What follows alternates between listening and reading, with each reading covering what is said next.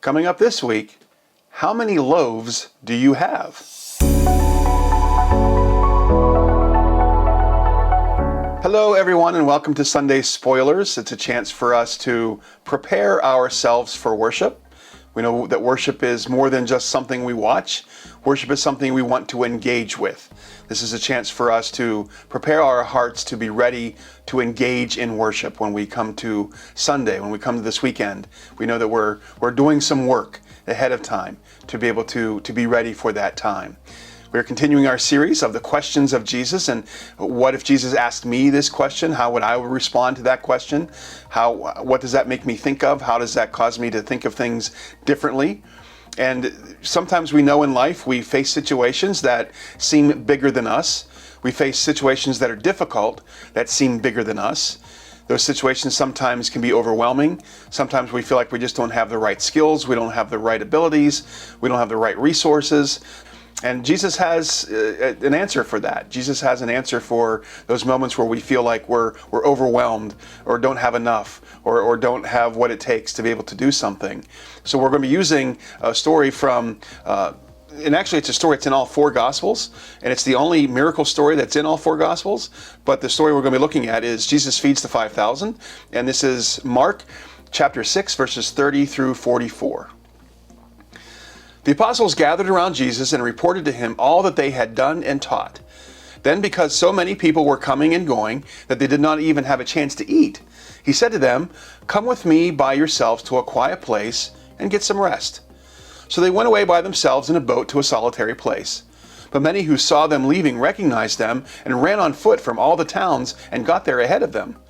When Jesus landed and saw a large crowd, he had compassion on them, because they were like sheep without a shepherd. So he began teaching them many things. By this time it was late in the day, so that his disciples came to him. "This is a remote place," they said, "and it's already very late. Send the people away so that they can go to the surrounding countryside and villages and buy themselves something to eat." But he answered, "You give them something to eat." They said to him, "That would take more than half a year's wages. Are we to go and spend that much on bread and give it to them to eat?" "How many loaves do you have?" he asked. "Go and see." When they found out, they said, 5, and 2 fish. Then Jesus directed them to have all the people sit down in groups on the green grass. So they sat down in groups of hundreds and fifties. Taking the 5 loaves and the 2 fish, and looking up to heaven, he gave thanks and broke the loaves. Then he gave them to his disciples to distribute to the people. He also divided the 2 fish among them all. They all ate and were satisfied. And the disciples picked up 12 baskets full of broken pieces of bread and fish. The number of the men who had eaten was 5,000. Now that's a situation where it feels like we don't have enough.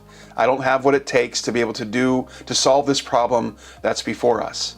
And it's interesting that this text begins with the disciples reporting all they had said and done.